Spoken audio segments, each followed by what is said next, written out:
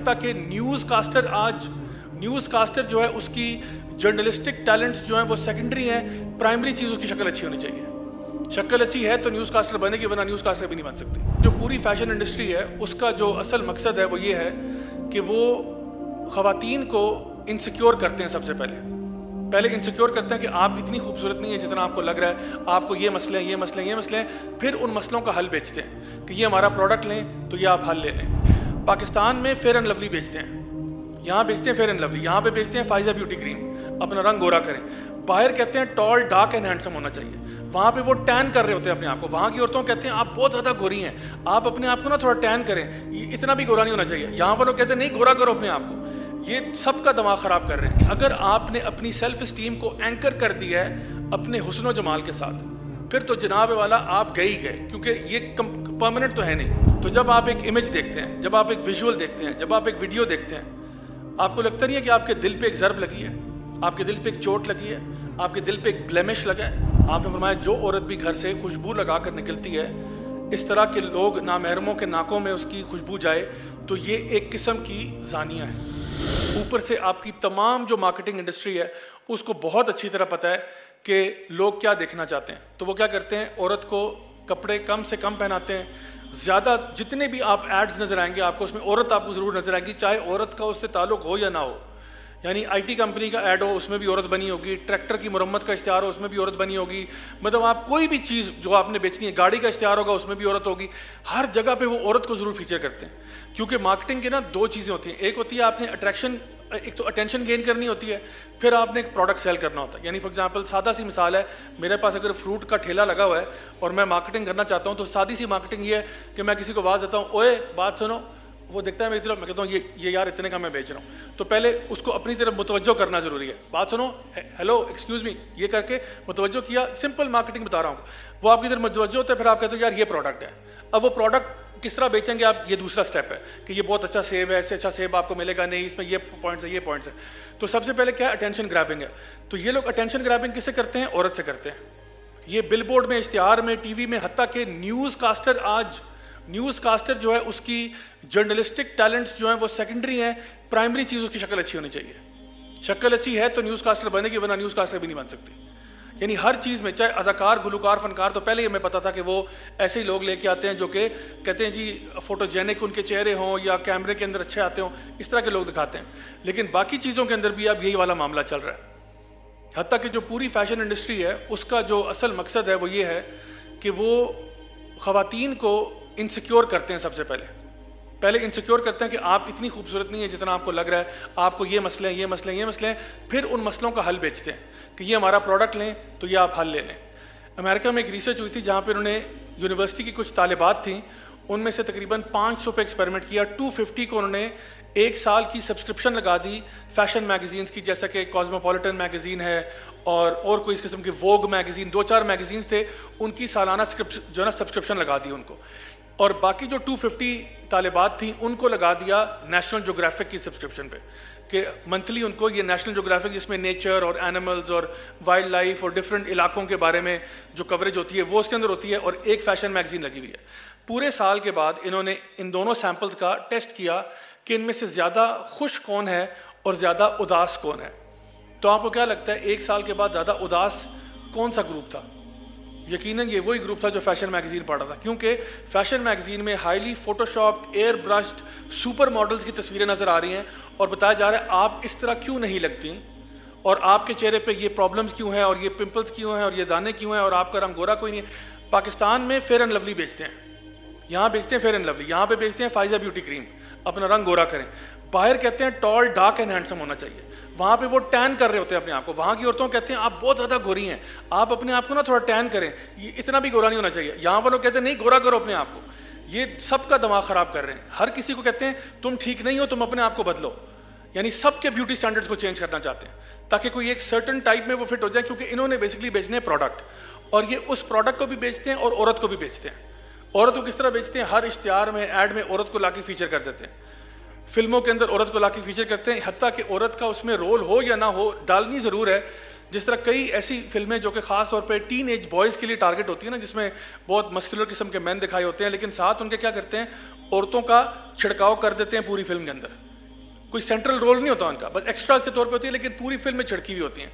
अब ये 14 साल का बच्चा जब फिल्म देख के वहाँ से बाहर निकलता है, मुझे बताएं ये औरत के बारे में क्या सोच रहा होता है कि ये काबिल इज्जत है, मुझे इसका एहतराम करना चाहिए, औरत तो मेरी माँ भी है, औरत तो मेरी बहन है, औरत मेरी बेटी है।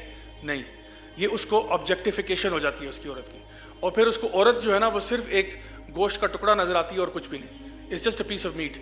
तो ये पूरी जो फैशन इंडस्ट्री है, ये बेसिकली छोटी उम्र से लेकर आप देखें, इवन बच्चियों को जो डॉल्स दी जाती हैं, बारबी डॉल, बारबी का क्लेम टू फेम क्या है?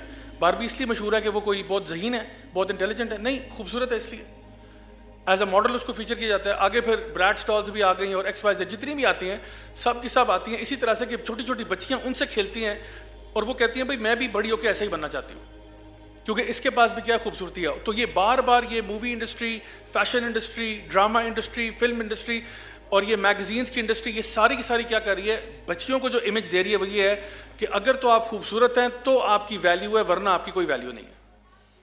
आप अगर आपकी शक्ल अच्छी, और आपकी शक्ल कैसी अच्छी होगी, हमारे प्रोडक्ट्स खरीदें। आपको हम बताते हैं किस तरह से आपने ये प्रोडक्ट्स लेंगी तो फिर आप कहीं पहुंचेंगी, वरना you are worth nothing. This is the constant जो मैसेजिंग है जो बम्बार्ड की जा रही होती है। और लड़के क्या सीख रहे हैं इसमें से, उनको औरतें दिखा दिखा के, यानी औरत का, यानी बाजारों में आपने ला के उसको खड़ा कर दिया, बिल बोर्ड्स पे, बैनर्स पे, यानी कहीं मुश्किल हो गया नजरें झुकाना भी। मैं तो अक्सर औकात मुख्तलिफ शहरों में ट्रैवल करके जा रहा हूँ, मेन रोड्स के ऊपर आप जा रहे होते हैं, समझ नहीं आ रही सड़क पे मैं देखूं कैसे, क्योंकि सामने आपके बिल बोर्ड आ रहा होता है और उसमें एक चेहरा बना हुआ है, और अभी तो बहुत ही हालत ख़राब हो गई है। तो फिर इंसान अब गाड़ी भी कैसे चलाए, यानी इतने हालात ख़राब हैं। तो इन्होंने क्या किया, ऑब्जेक्टिफिकेशन ऑफ वुमेन जो है उसको आगे जाके बढ़ा दिया। और इससे मसला क्या होता है, औरतों के साथ तो जो हो रहा है, उनकी सेल्फ इस्टीम, उन्होंने क्या किया, औरत की सेल्फ इस्टीम को लिंक कर दिया है उसकी ब्यूटी के साथ। अब मुझे बताएं क्या ब्यूटी क़यामत तक कायम रहेगी? ब्यूटी तो चली जाती है, ब्यूटी है आज है, लेट्स सी के 10 साल के बाद कहाँ होती है, लेट्स सी 15 साल बाद कहाँ होती है, लेट्स सी। तो अगर जब ब्यूटी कम हो जाएगी तो क्या आपकी सेल्फ इस्टीम गिर जाएगी? यानी अगर आपने अपनी सेल्फ इस्टीम को एंकर कर दिया है अपने हुस्न व जमाल के साथ, फिर तो जनाब वाला आप गए ही गए, क्योंकि ये परमानेंट तो है नहीं। तो फिर क्या होगा, एट वन पॉइंट आप बहुत डिप्रेशन का शिकार होंगे, क्योंकि आपको पता है कि मेरा ओनली थिंग जो मेरे अंदर it's worth something is my appearance. तो अगर इंसान अपनी पर्सनैलिटी पे काम करे तो पर्सनैलिटी तो जिस तरह टाइम गुजरता है उसकी पर्सनैलिटी में और निखार भी आ सकता है, वो पहले से बहुत बेहतर भी हो सकता है। जिस तरह उम्र में बढ़ता जाता है वो मजीद उसके अंदर विजडम आता है, ठहराव आता है, सब्र आता है, तहम्मुल आता है, ये सारी चीज़ें आती हैं जो उसको और खूबसूरत बनाती हैं। तो एंकर करना किस चीज़ पे, ये हमारा काम है। इंडस्ट्री हमें नहीं बताएगी कि आपने क्या करना है। तो औरतों को तो ये क्या करती हैं, उनकी सेल्फ स्टीम को लो कर देते हैं। जिस तरह कि मैंने कहा कि वो बच्चियां जो फैशन मैगजीन देख रही हैं वो बेचारी ज़्यादा डिप्रेस हो रही हैं। तो मर्दों के साथ क्या होता है, मर्दों के दिलों पे वार होता है, सीधा सीधा दिलों पे किस तरह वार होता है कि हमें जो हमारा दिल था ना, ये हमने संभाल के रखना था। अल्लाह ताला फरमाते हैं यौम ला यनफ़उ मालुन वला बनून इल्ला मन अतल्लाह बिक़ल्बिन सलीम, उस दिन कल्ब सलीम ही काम आएगा और कुछ काम नहीं आएगा। तो जब आप एक इमेज देखते हैं, जब आप एक विजुअल देखते हैं, जब आप एक वीडियो देखते हैं, आपको लगता नहीं है कि आपके दिल पे एक ज़र्ब लगी है, आपके दिल पे एक चोट लगी है, आपके दिल पे एक ब्लेमिश लगा है? ये होता है, this is something that's part of it. तो दिल की हिफाजत करनी थी, और सबसे पहली चीज़ जो हिफाजत करने के लिए क्या है, अपनी आंखों से स्टार्ट होता है। सबसे पहले अल्लाह ताला इसीलिए फरमाते हैं कि अपनी नज़रों को नीचे रखो, lower your gauge and guard your modesty. पहले नज़रें नीचे, फिर शर्मगाह की हिफाजत है, लेकिन नज़र नीचे पहले है, क्योंकि यानी इब्नुल क़य्यिम रहमहुल्लाह फरमाते हैं कि दिल का रास्ता सबसे पहले आंख से शुरू होता है। वैसे तो वो कहते हैं ना कि the fastest way to a man's heart is through the stomach. Japanese कहते हैं the fastest way to a man's heart is through the chest with a sharp knife, यानी कि अगर किसी के दिल में उतरना है तो खंजर लेके उतर जाओ। और इब्नुल क़य्यिम रहमहुल्लाह फरमाते हैं कि the fastest way to a man's heart is actually through the eyes. सबसे पहले हम विजुअल क्रीचर्स हैं, कुछ चीज़ नज़र आती है एकदम से अट्रैक्ट होते हैं। तो सबसे पहले नज़रों की हिफाजत नंबर 1। नंबर 2 कानों की हिफाजत, क्योंकि कानों के ज़रिए भी इंसान जो है ना शहवत की तरफ जा सकता है। किसी की आवाज़ से बहुत मुतासर हो रहा है, लोग गुलकाराओं को सुनते हैं और फिर उनसे बड़े महजूज होते हैं, मुतासर होते हैं, फिर वहाँ से उनके जो है ना जज्बात भड़कते हैं, फिर वो ऑफ ट्रैक हो जाते हैं। इसी तरह से नाक के ज़रिए भी इंसान शहवत की तरफ जाता है। नाक के ज़रिए क्या कि जी वो खुशबू बता रही है परवीन आ गई है, ऐसा भी हो जाता है ना। तो अल्लाह के नबी सल्लल्लाहु अलैहि वसल्लम ने फरमाया, और मैं ये अल्फाज ना दोहराता अगर आपने ना कहे होते, सुनन नबी दाऊद की हदीस है, आपने फरमाया जो औरत भी घर से खुशबू लगा कर निकलती है, इस तरह के लोग नामहरमों के नाकों में उसकी खुशबू जाए तो ये एक किस्म की जानिया है। अल्लाह के नबी ने कहा, ये मेरी बात नहीं, अल्लाह के नबी ने कहा कि अगर एक औरत इस तरह से निकलती है घर से कि उसकी खुशबू जो है वो हर किसी के नाक में जाए और वो सारे कहें कि भाई ये कौन आ गया, तो ये एक किस्म की जानी है, यानी कि ये क्या कर रही है, माशरे में बिगाड़ पैदा कर रही है। तो ये नाक के जरिए भी होता है, फिर ये हाथ के जरिए भी होता है। अल्लाह के नबी सल्लल्लाहु अलैहि वसल्लम की हदीस है तबरानी के, आपने फरमाया कि तुम्हारे लिए बेहतर होगा कि तुम्हारे सर में लोहे का कील ठोक दिया जाए बजाय इस बात के कि तुम किसी ऐसी औरत को हाथ लगाओ जो तुम्हारी महरम नहीं है। क्योंकि पहले इंसान कहते नहीं जी हम तो हैंडशेक ही करते हैं, इसमें क्या बात है। नहीं, अल्लाह के नबी की बात ठीक है और आपकी बात गलत है। आपने कहा सिर्फ हैंडशेक ही है। आजकल कॉलेजेस में, यूनिवर्सिटीज़ में, ऑफिस में हैंडशेक करना, हाई फाइव करना, वो लो जी पाकिस्तान मैच हार गया, हाई फाइव, तो ये क्या है, ये आम सी चीज़ होगी। एक दूसरे को कोनियाँ मारना, धक्के देना, ये कौन सा तरीकाकार है। अल्लाह के नबी फरमा रहे हैं तुम ना महरम को हाथ भी लगा रहे हो, इससे बेहतर था तुम्हारे सर में लोहे का कील ठोक दिया जाता, क्योंकि जो लोहे का कील ठोका जाएगा ना उसका दर्द और तकलीफ कम है बनिस्बत उस चीज़ के जो तुम्हारे साथ अभी होगा इस गुनाह की वजह से। और हमारे यहाँ ये भी याद रखें कि हमारे जो कज़न्स होते हैं ना वो हमारे महरम नहीं होते, यानी जितना मर्जी हमारे वालिदैन के नहीं तुम्हारे भाई की तरह हैं, भाई की तरह ये तुम्हारी बहन लगती हैं, नहीं लगती हैं। या हमारे जो फैमिली में फॉर एग्जांपल किसी लड़की के खालू हैं या फुप्पा हैं, आमतौर पे ये भी जो है ये महरम नहीं होते, क्योंकि फैमिली में शादी नहीं हुई, कोई बाहर से ही बंदा जिसके साथ शादी हुई है। तो इस एतबार से भी ख्याल रखना चाहिए कि जो हमारे नामहरम रिश्ते हैं उनके साथ ये हाथ मिलाने वाला, गले मिलने वाला बिल्कुल भी जो है मामला नहीं होना चाहिए। और अगर मैं टाइम हमारे पास नहीं होता, वरना मैं आपको ऐसी ऐसी हॉरर स्टोरी सुनाऊँ, आपको लग पता जाए कि जब लोगों ने इन चीज़ों को वायलेट किया तो उनके साथ क्या मामला हुए हैं।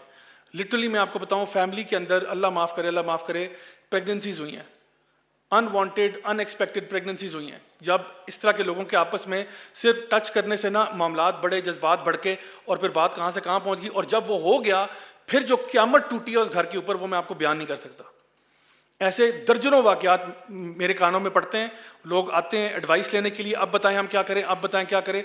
तो हम कहते हैं अल्लाह के बंदो, अल्लाह के नबी ने जो बातें बताई थी ना ये हमारे लिए थी, आप उनको वायलेट करते हैं, फिर यही प्रॉब्लम्स होते हैं जो हमें देखने को मिलते हैं।